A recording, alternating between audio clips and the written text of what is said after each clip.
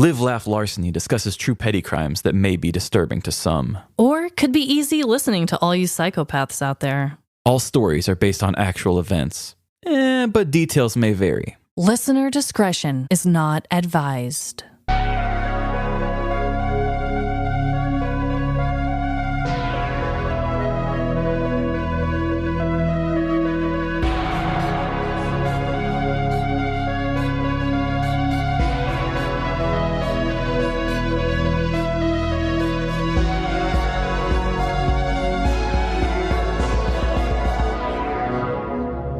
Live, Laugh. Larceny.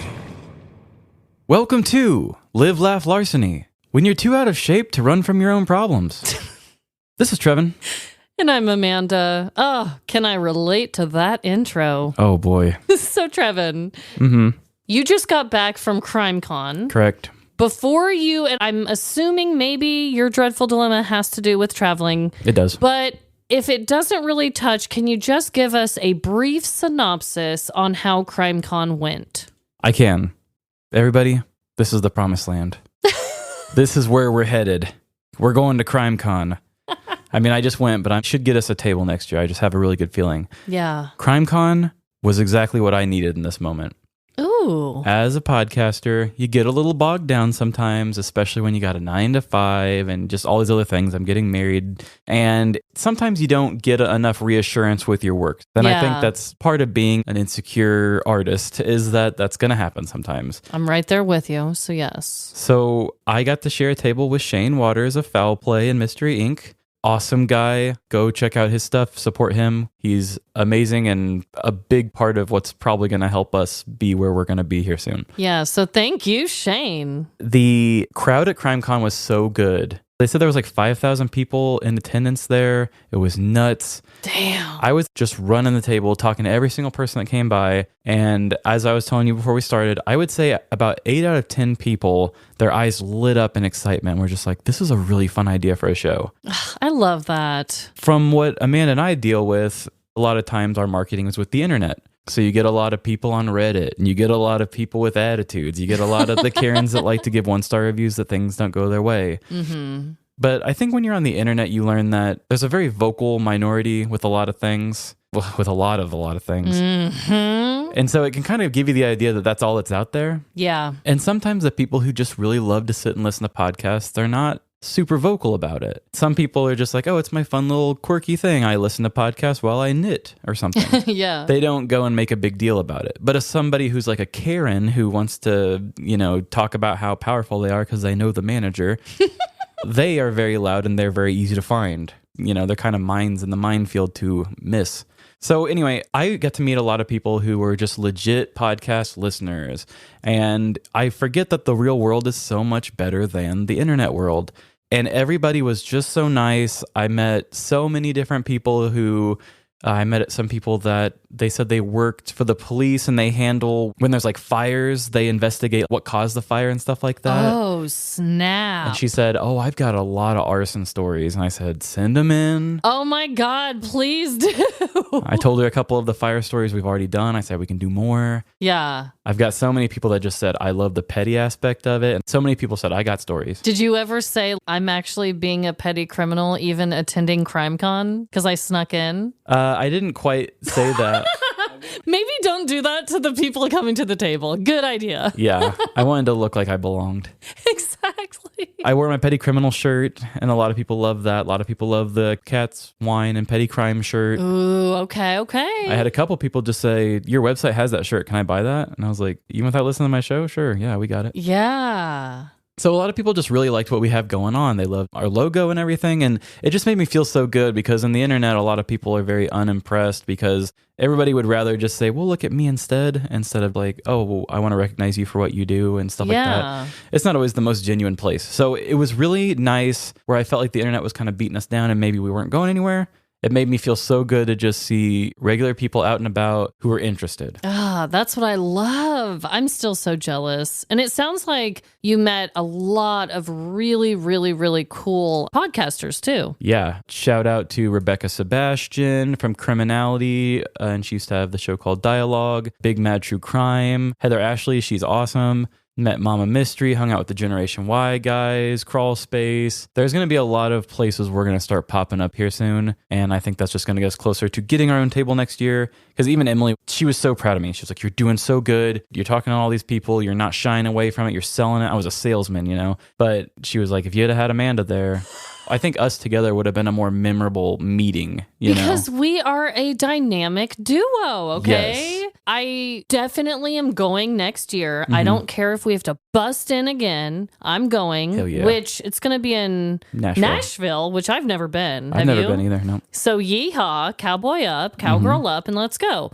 I'm so proud of you for representing our show, and I have to be there next year. I mean, everything you've said about it just sounds like that's our next place to be. Yeah, that's exactly what I think. And I want us to be the resident funny people of Comic-Con. Or goddamn it, CrimeCon. I mean, any con that'll have us. Fuck, I'll go to Comic-Con.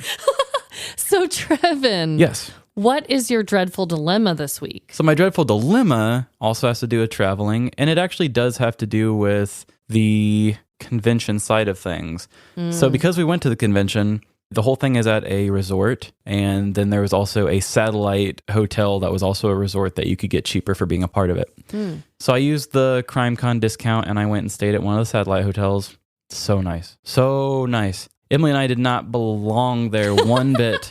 There's all of these people that are just beautiful, like Instagram model people. Like there's a waterfall in the pool, and they were standing in front of it and just taking pictures of themselves and all this stuff. Every morning at 8 a.m., dance music starts, and it does not stop until... Oh my God, this sounds like the place to be. I think 11 o'clock at night. So from 8 a.m. to 11 p.m., that whole main area, it's got the waterfall pool and everything. It's just kicking this boom, boom, boom, boom, music. Nice. There's a bar that's open the whole time there. But this is the thing, is I didn't really realize what I was getting myself into, because everybody's told me like, hey, Florida prices are very similar to our prices here. A lot of friends at work are like, I want to retire and go to Florida because it's not that big of a change money-wise. But I had never been to a resort before. And I was bouncing back and forth between, am I going to Uber everywhere or am I going to rent a car? And we chose to Uber everywhere. But resorts are made in a very specific way to where they seclude you to the resort where they have everything you'll ever need, because nothing is conveniently close by. So they're hoping that you only use their restaurants. They're hoping that you only get drinks from their bars and stuff like that.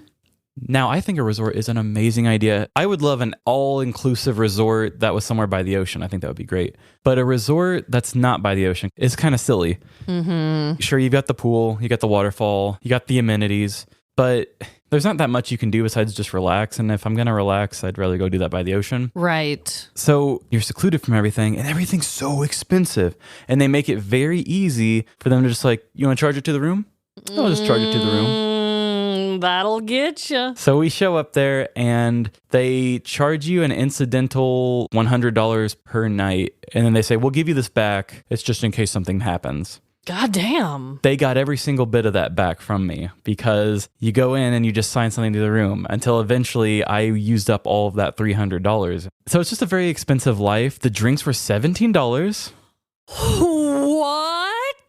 $17 drinks. I don't think I ever had a meal at that place that was less than $100. And that's because I also had a drink. But come on, I was on vacation. Wow. That was my main issue, was just how expensive everything was and how easy it was to sign things to the room. And it was very awesome, and I loved it. I would do a resort again on the ocean, but I don't think I'd ever do one not on the ocean. Yes. I've done 2 resorts, one in the Dominican Republic and one in Jamaica, right immediately on the ocean. And it's everything in the world.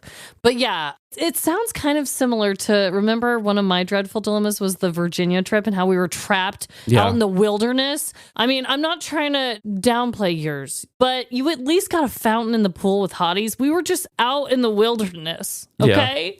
But I hear you. That is expensive, and it does feel like you're trapped, because where else are you going to go? Right. And these resorts are outside of the airport area, so there's really no good businesses around. But anyway, it was a great trip. That was just an expensive part. It was very different because first half of it all was in this resort doing the convention stuff, and then our second half was in Daytona. So we went from like lavish to like, you know, more within our means, but we had the ocean, and which I gotta say I like the ocean part more. Because nothing is better than just taking some edibles and sitting by the water. Oh my God. Every single day. Well, that can be your dream for your life then, Trevin. Yeah. But so glad that you went and so glad that you represented us. And hello to any new listeners who may have come from the convention. Yes, the future is bright. Well, before we get to our bright future, I also have a dreadful dilemma. You're probably going to like this one, Trevin, because it has to do with football, okay? Okie dokie. Oh, is this Taylor Swift?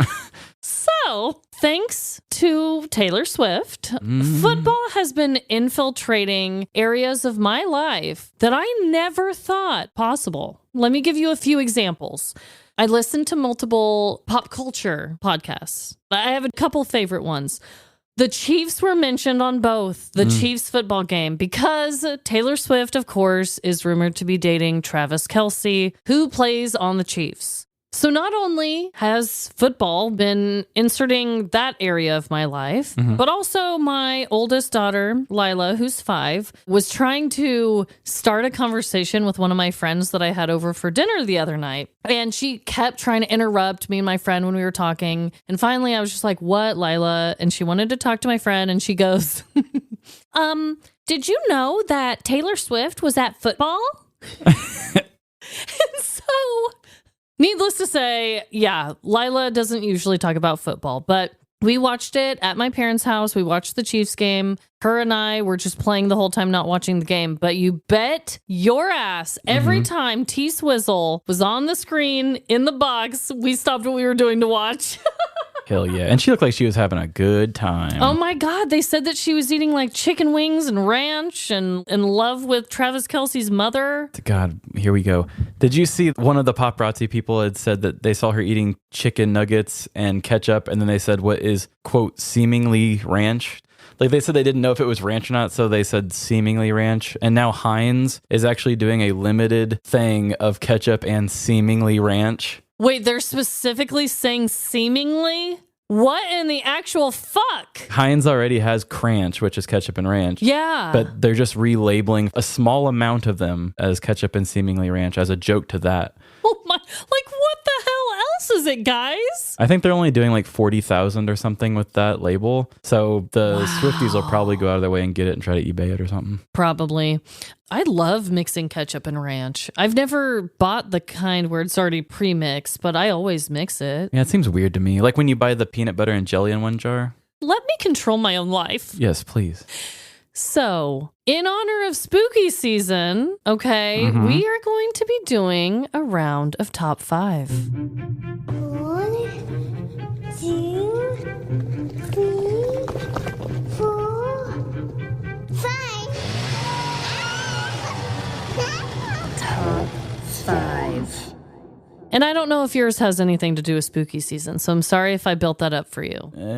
We can squint and make it sound like it is. Okay, then that's what we'll do. So, today I'm going to be talking about the most common crimes committed on Halloween. Oh, cool. So this is very spooky season. It's very, yes. I'm getting us in the spirit early. I'm giving you guys a heads up. So maybe if you hear this in time, you can avoid getting arrested on Halloween. So do you have any guesses? Theft? Assault? Why did we both giggle after that? Because we're not used to talking about it. Yeah, it felt really unnatural. Streaking or what was that? Like flashing or something? What is that? Disorderly conduct or indecent exposure or whatever? Yeah. Okay, those are all solid guesses, okay? Let's go with robbery as well because people already have masks on, so it makes it easier to rob a store. There you go. The list that I have compiled was actually gathered from 2 separate websites, but I wanted to shout them out because both websites that I compiled this mishmash of a list with are both attorney websites, okay? Oh. And I thought it was really funny. For those who need an attorney in Minnesota, listen up. You should probably go to bkdefense.com. Burger King? And for those in New Jersey who need an attorney, you should probably go to attorneyshartman.com.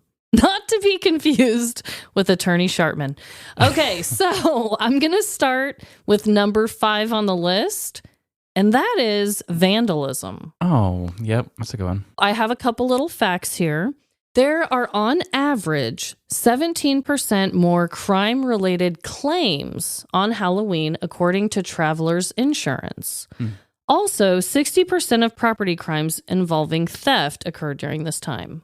So number 4 on the list is assault. You did guess that one. Waka waka. A Northeastern University professor claims that violent crimes increase by as much as 50% on Halloween, which is 2 times the daily average. So when I said assault, I was thinking kids fighting over candy or like rob each other in that sense. I wasn't actually thinking somebody just going out and beating somebody up or something. Probably just because of all the partying going on. Yeah. You know what I mean? We're not talking about kids. We're talking adults here. We're talking grown-ass adults. Number 3 is disorderly conduct. Examples of this include a brawl or fight, disturbing a lawful assembly or meeting, engaging in offensive, obscene, abusive, boisterous, or noisy conduct, or engaging in offensive, obscene, or abusive language, tending reasonably to arouse alarm, anger, or resentment in others. Not resentment. God forbid. Number 2 on the list is underage drinking. Oh, yep. Teenagers drink 11% of all alcohol consumed in the United States. Did you know that? I guess I never really thought about that. That 11 sounds... What, does does that it sound seem low small? or high to you? Well, I don't know if it sounds low or high. I keep going back and forth, honestly. I feel the same way. Now, number 1, DWI.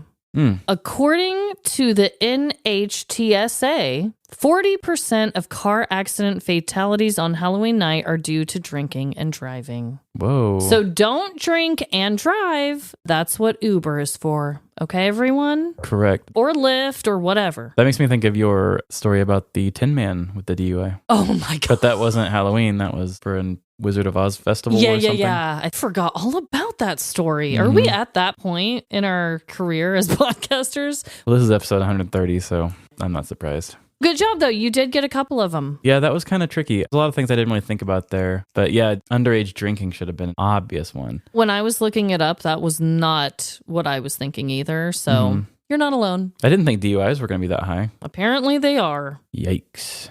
Well, I'm going to do one that's not spooky, but we're going to make it spooky. Ooh, love it. I want to do the top 5 most dangerous trees. I'm so scared. Spooky trees. So while I was in Florida, Emily and I, we sat there and I felt like the world was just in widescreen.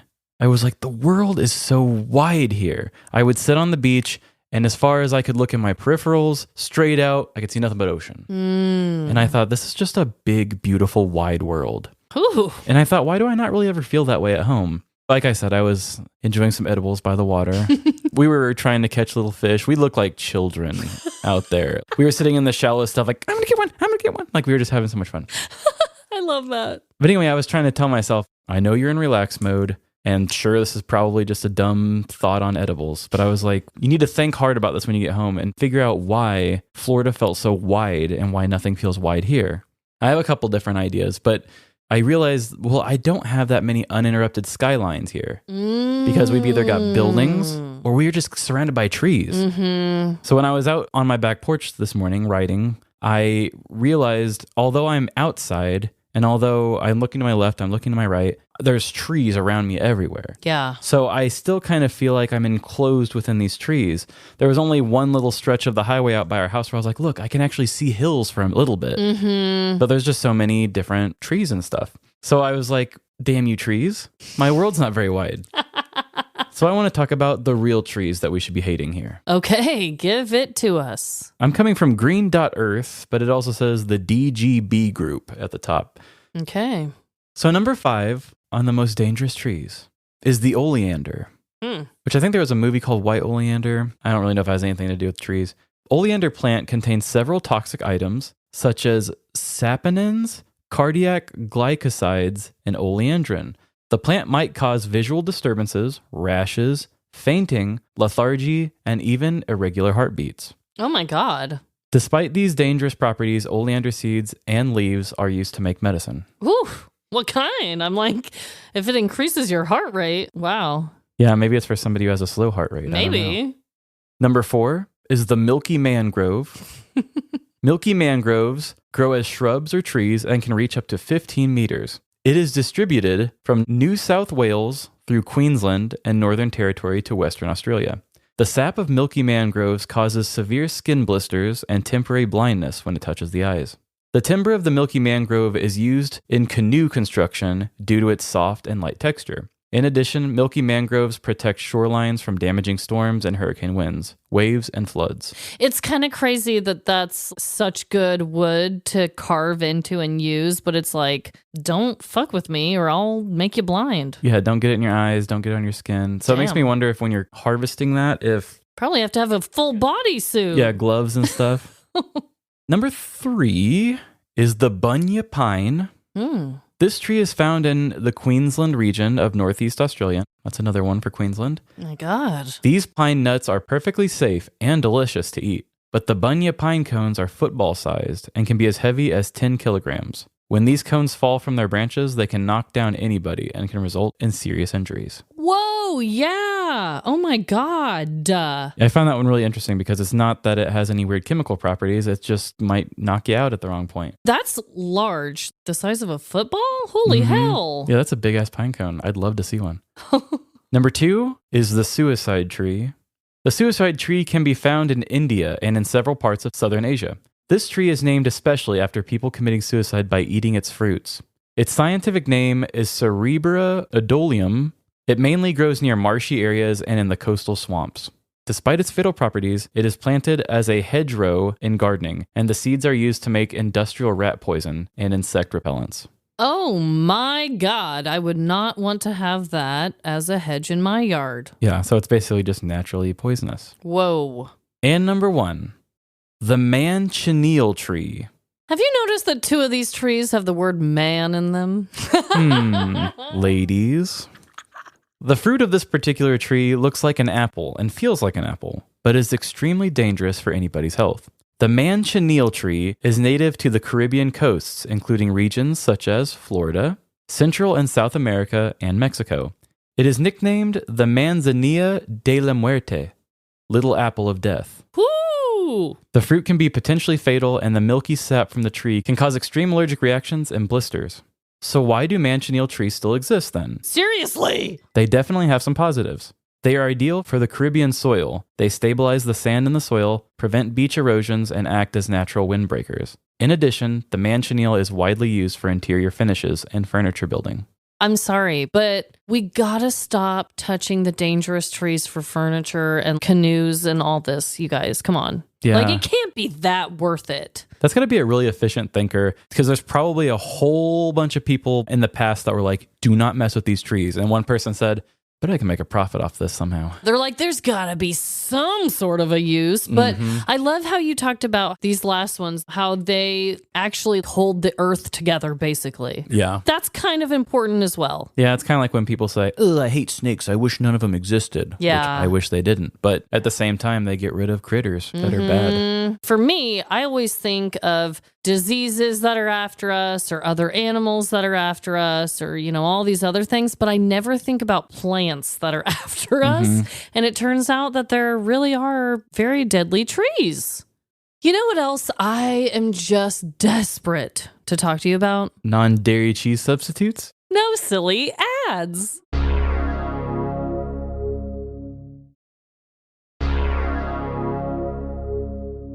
We are back, and I'm going first this week. Trevin and I have been talking about how these next few stories, we kind of wanted to encompass the month of October, okay? Get us all in the Halloween spirit. And so I'm going to dip my toe into the spooky pond with this one. Ooh. I'm going to do this by telling a news story that takes place at a very unassuming fall location. It's one that most of us have probably experienced. So here we go.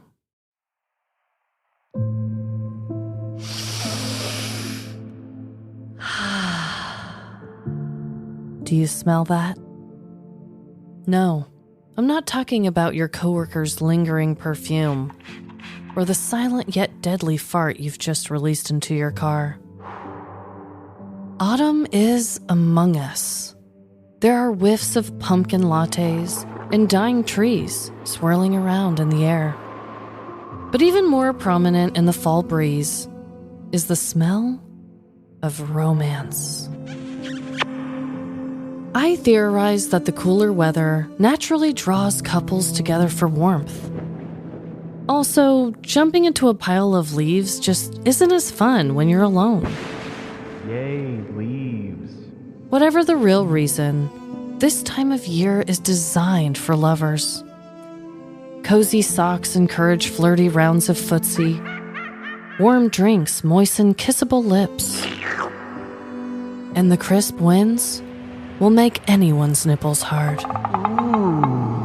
It's spooky season, yes. But it's also sultry season. So snuggle in and listen up as I tell you a petty crime story that was instigated by infatuation. It was a beautiful October day in Moriarty, New Mexico, as aggressive sounds of stabbing rang throughout a local park. These weren't the typical stabby noises heard during a mugging or a local LARPing event. On guard, nerd! These stabs were done out of pure love by a young couple standing together behind a tree. "It's beautiful," Matt said as he stepped back from the tree to admire his work. I love you, baby. Lauren giggled as she stared dreamily at the carving in the tree. The letters L plus M were carved into the bark, surrounded by a lopsided heart and dated with the year 2011. Lauren and Matt both attended the same college, but were taking some time away from their studies to celebrate their first anniversary.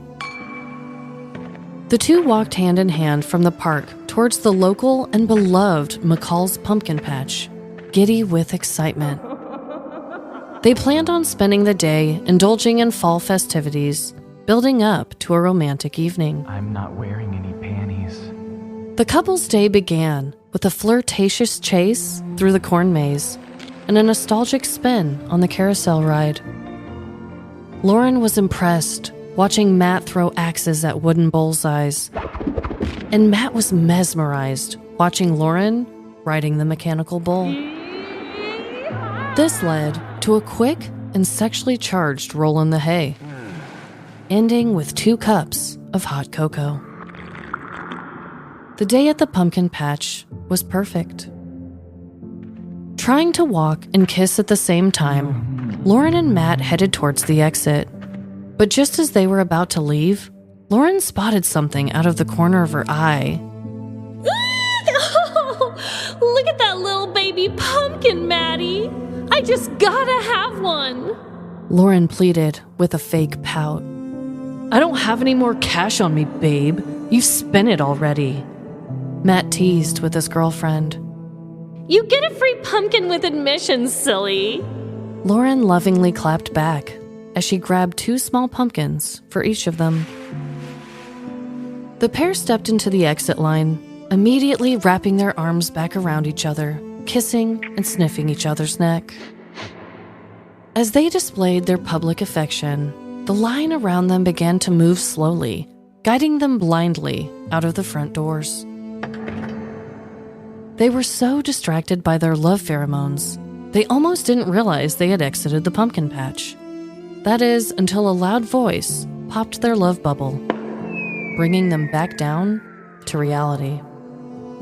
You pumpkin pillagers! An old and cranky voice screamed. No one gets away with one of my gourds for free!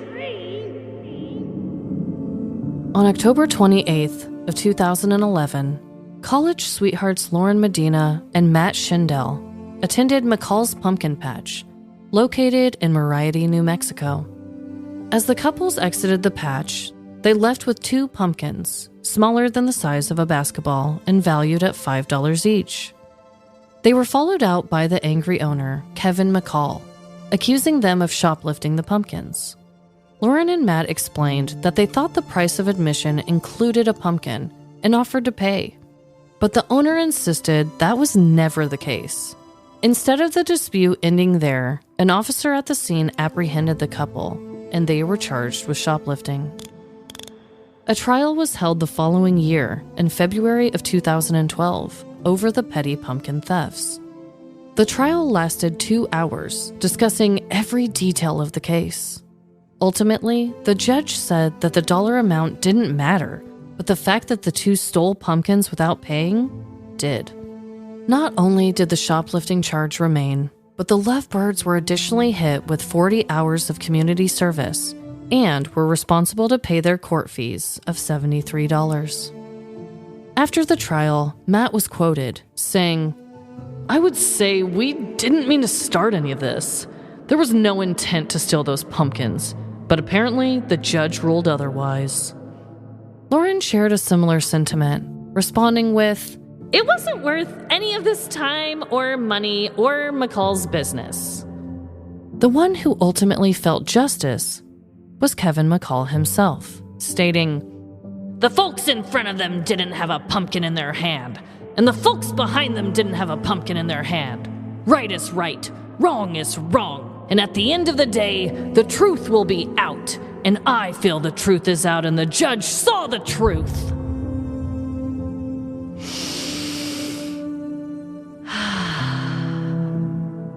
"Do you smell that?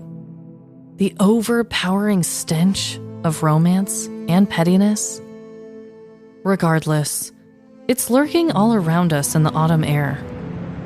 I urge you all not only to breathe it in with caution, but perhaps avoid falling in love altogether, because no warm and fuzzy feeling can outweigh the guilt and pain of forgetting to pay for your pumpkin."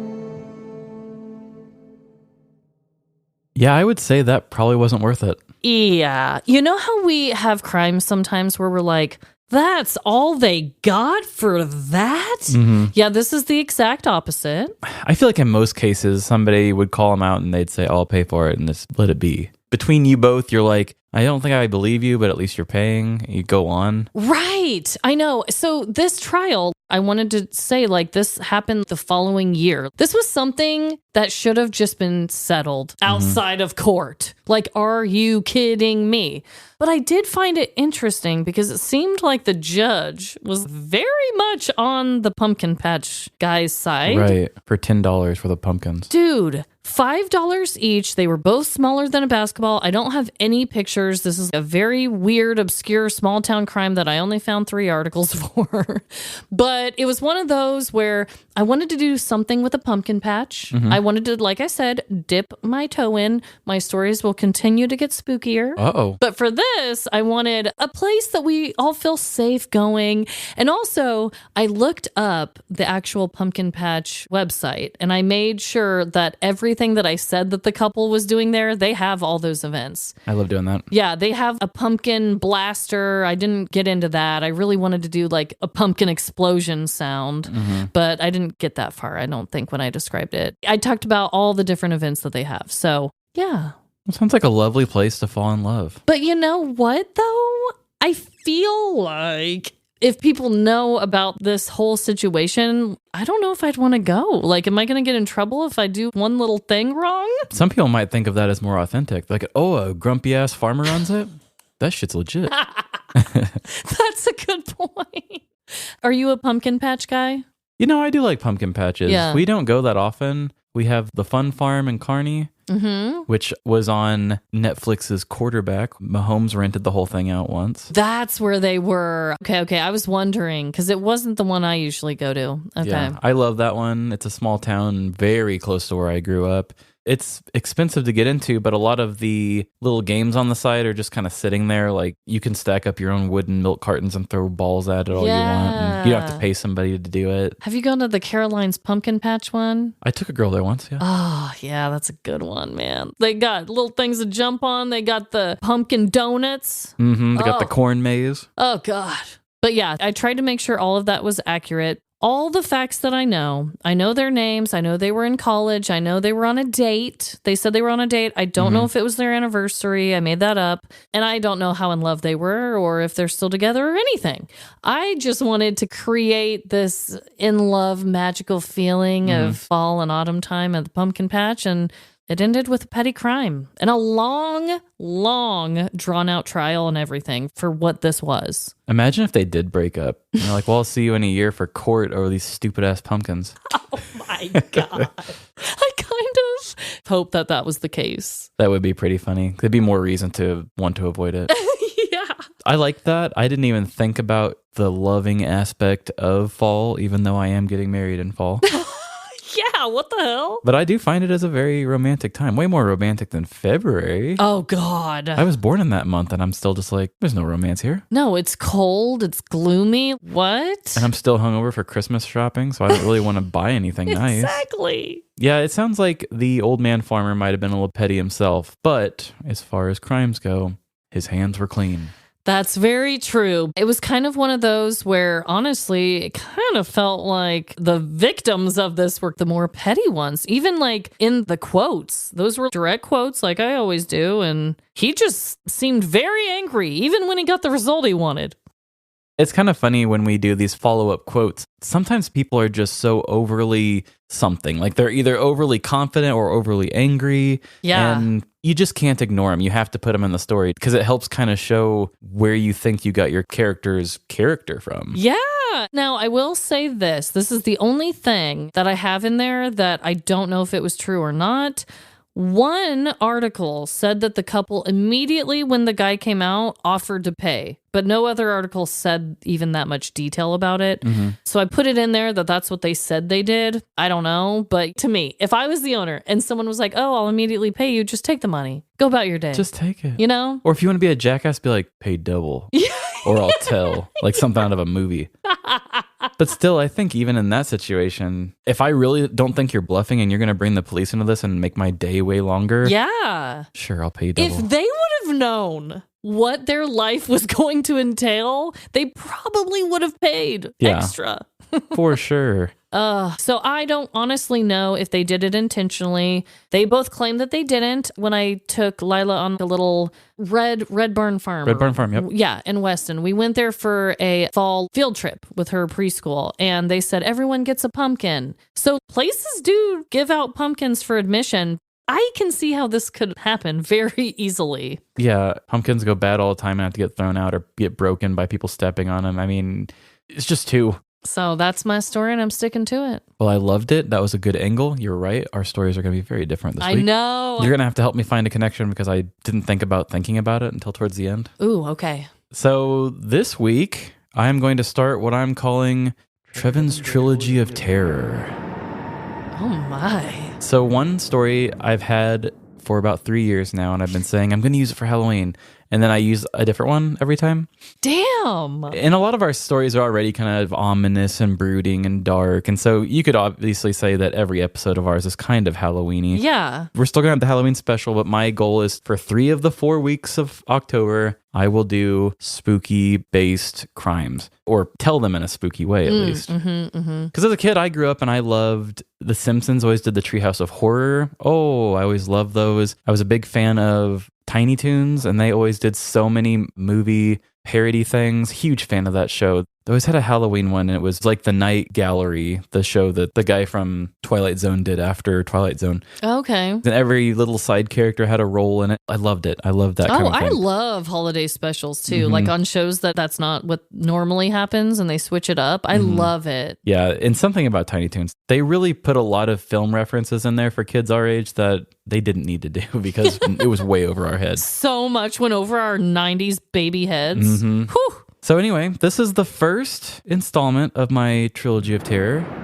So keep your loved ones close and lock your doors. And here we go.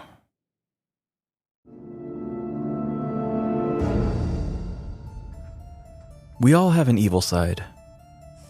A part of us that is so vile, even we are too ashamed to show it. The traits of this hidden personality can be the ultimate test for any close friend, loved one, or parent. And let's be honest, if our mothers decided to turn and run at the first sign of what their creation has become, we would totally understand. I am a monster. Our respectable, forward-facing personas hate this side, just as much as the people on the receiving end of its wrath. We know how to act, but sometimes the monster within must feed on a strict diet of hurt feelings and sabotage.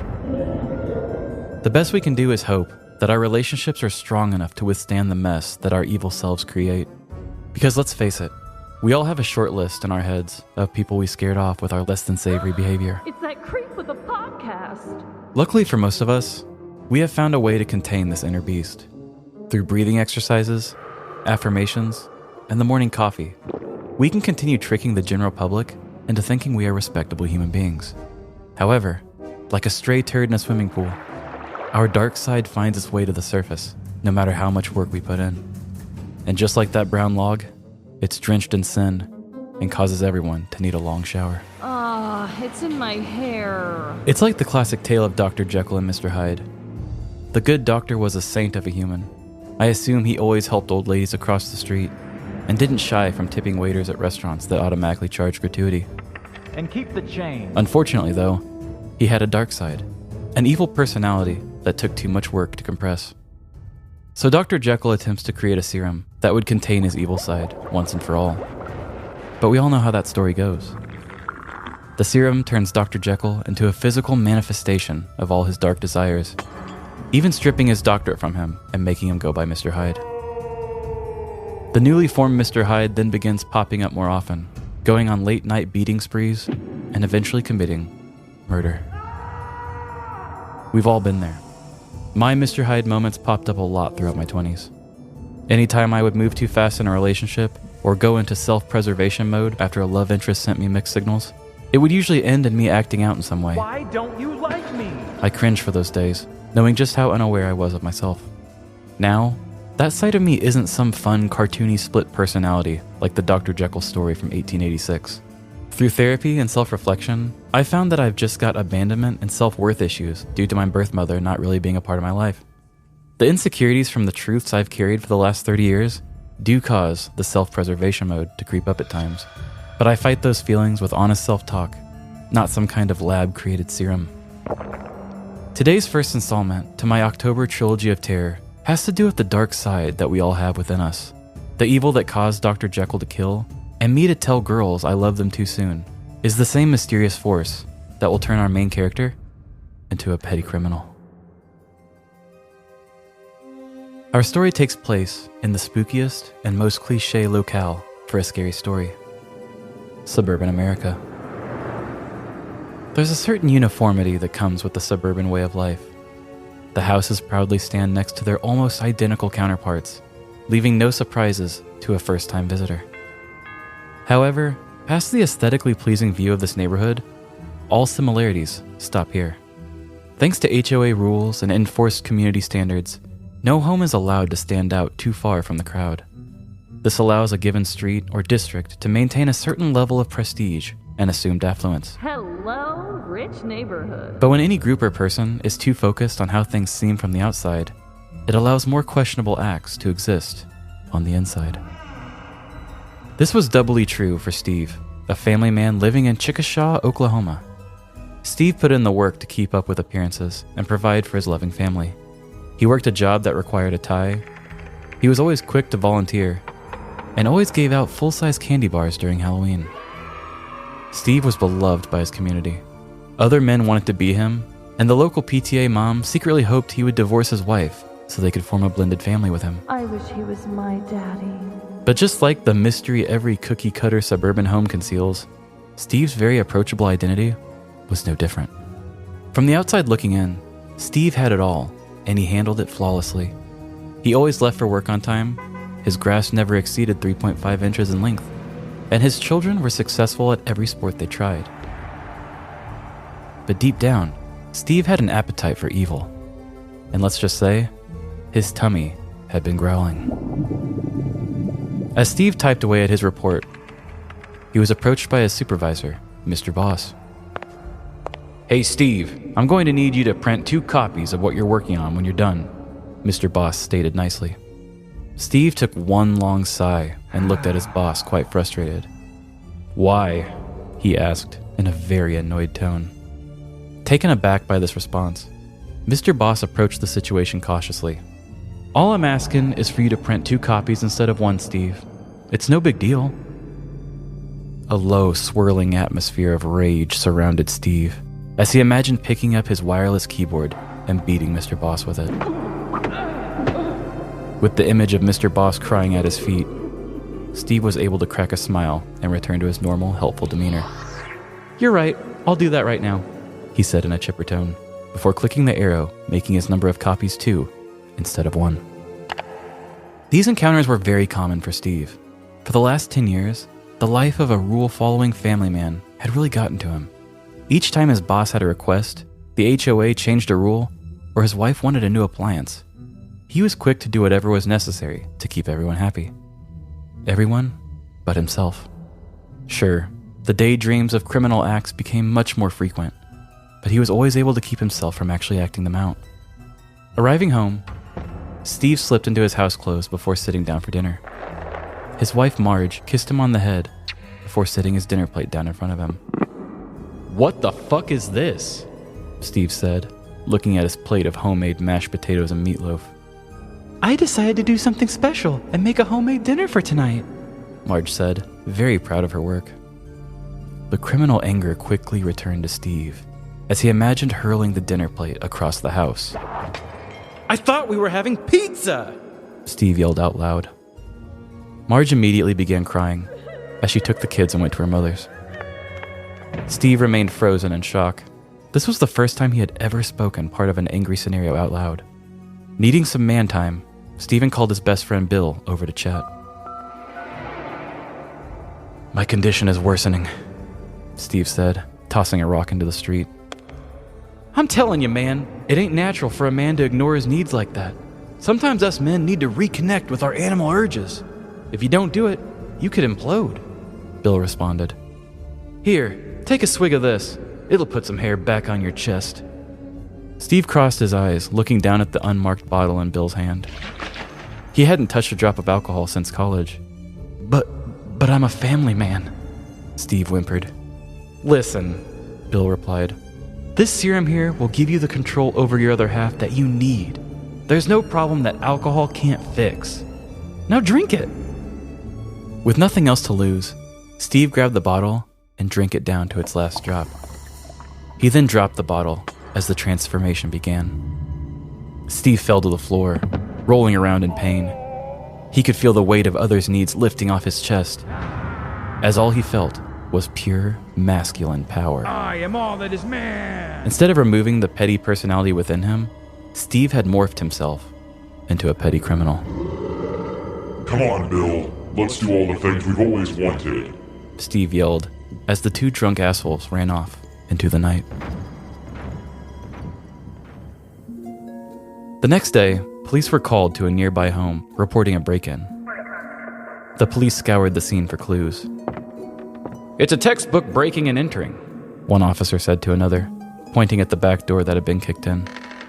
"Yeah, whoever pulled this off was intent on doing bad," another spoke up. With the help of the homeowner, the faceless officers created a list of the stolen items. 2 flat-screen TVs, an air conditioner, a golf bag with clubs, 1 Presto deep fryer, and a few other miscellaneous items. Altogether, the homeowner had come up with about $4,000 worth of stolen property. But just as the officers were about to chalk this up as another break-in that can't be traced, that's when one officer came across the granddaddy clue of them all. Holy shit, look at this! As all the officers ran to check on their partner, it became abundantly clear what they had seen. The trail went greasy. "My God, it's grease," one officer said. "We better see where it leads," another said, pulling out their magnifying glass. Together, the group of police officers followed the grease trail out the back door, down the sidewalk, across the street, and directly to the back gate of Steven's house. The deputies knocked on the front door, where they were greeted by a disheveled-looking Steve. "Good morning, officers. How may I help you on this fine Saturday?" Steve said in a very respectful way. "Sir, we believe this house may have some stolen items in it. Do you mind if we take a look around?" one officer asked. Steve consented as he made small talk with one of the officers. "I'm a family man, you know." In no time, all of the items had been recovered, including more grease stains leading to the fryer hiding in the utility cabinet. "This is one sick bastard," one officer said to the other. "Hiding the stolen items in the baby's crib? And he doesn't even seem guilty. That can't be the same person who committed this crime. Yeah, this one takes the cake, all right, the other responded. Just look at these family photos. This was the perfect suburban family, with a monster hidden in plain sight. The two officers shook their heads as one looked at the other and said the only thing a person could say in this situation. Damn shame. In May of 2015, a home in Chickasha, Oklahoma had been burglarized, missing about $4,000 worth of items. Some of those items being 2 TVs, an air conditioner, and a Presto deep fryer. According to the arrest affidavit, the officer observed noticeable grease spots on the concrete of the back porch. Grease spots continued west from the reporting party's back door and continued across the road to the backyard gate of a house at the 110th block of West Colorado Avenue. The trail led police right to the home of Stephen McCarthy. According to KFOR.com, McCarthy consented to a search, and they found 2 TVs and 2 fishing poles under a child's bed, the air conditioner in a child's closet, a camera in a baby's crib, and the deep fryer in the utility room above the dryer. Stephen McCarthy and his friend William Bitch were arrested for burglary, but bonded out. One neighbor that was interviewed said, "Steve, the guy that lives here is a great guy. He's a great character. He's a family man, so it's just a little unexpected." Along with the words of this neighbor, the victim herself stated that she was friends with Stephen before the incident and will remain his friend after he returned all of his stolen property. In the probable cause affidavit, McCarthy apologized to the police and also said he knew it was wrong, but he was intoxicated on alcohol and broke into the residence anyway. As you can see, no one is immune to having an evil side. Sometimes it takes the right situation or the right amount of alcohol, and people can transform before our very eyes. The case of Stephen McCarthy shows us that even the squeakiest of clean people have some skeletons in their closet. Nobody is perfect, and that grease can ruin your day in more ways than just staining your clothes. So if you have a petty criminal side that needs to come up for air sometimes, I suggest you find a way to release some of that tension. Or at least just be so well liked that if you rob someone, they will forgive you after.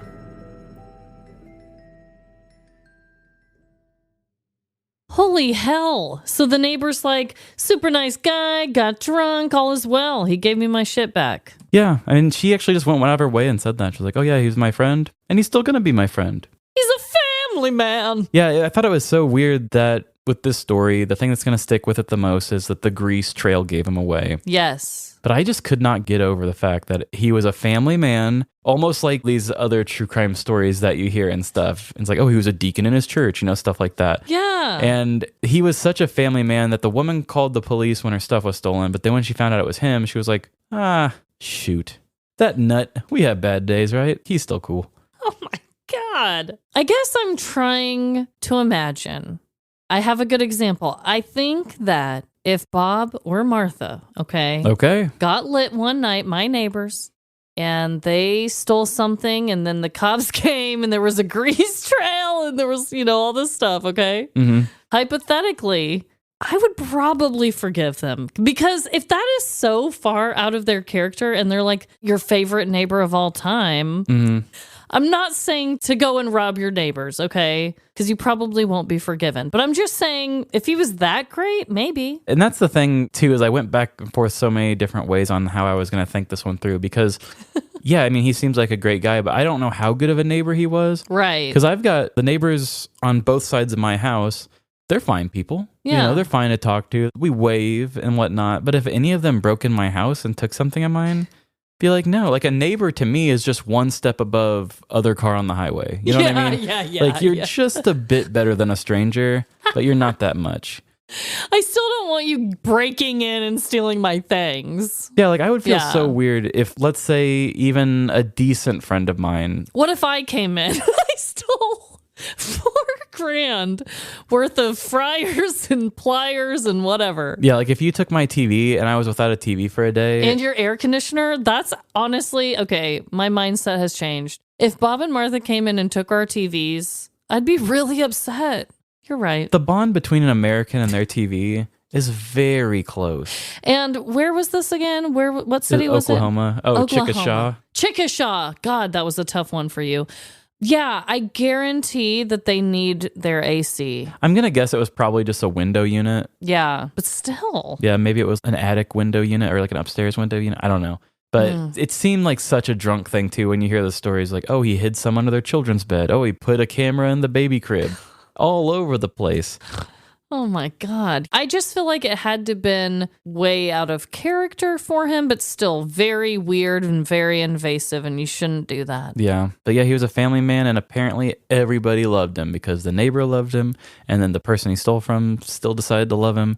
I don't know. That might be a cult in formation. It really might. Like a neighborhood cult. They're like, oh, he's so great. They're blinded. They're blinded by the light. He'll do it again.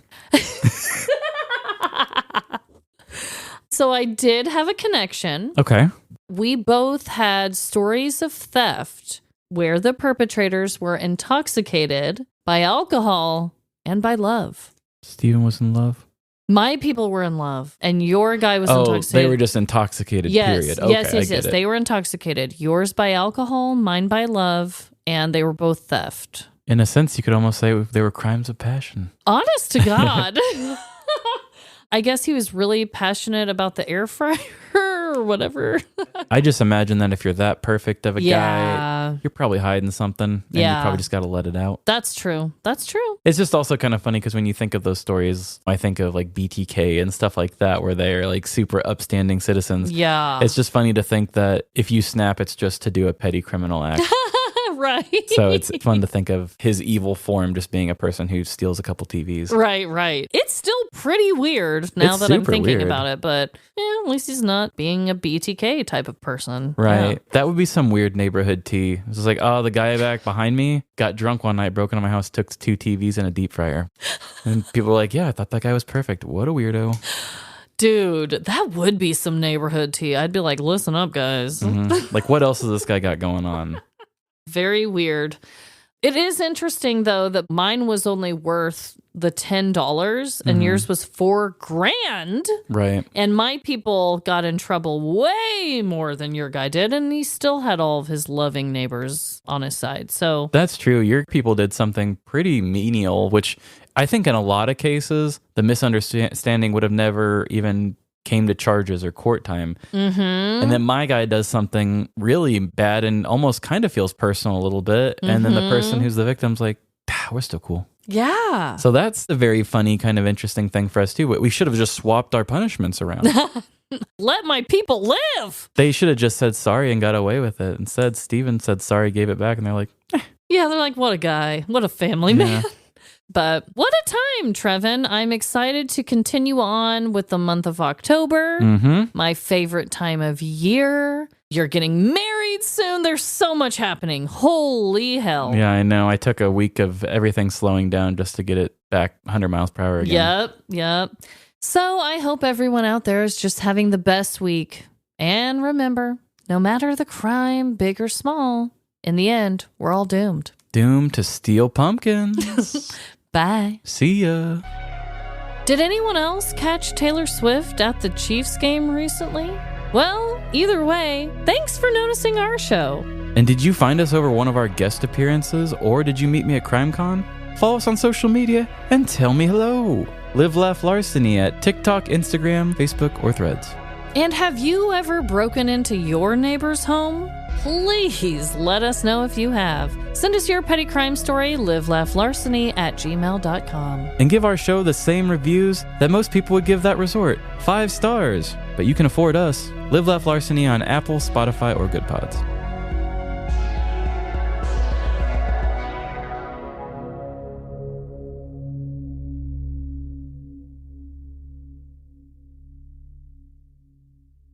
Stephen McCarthy and his friend William Bitch were arrested for burglary. No!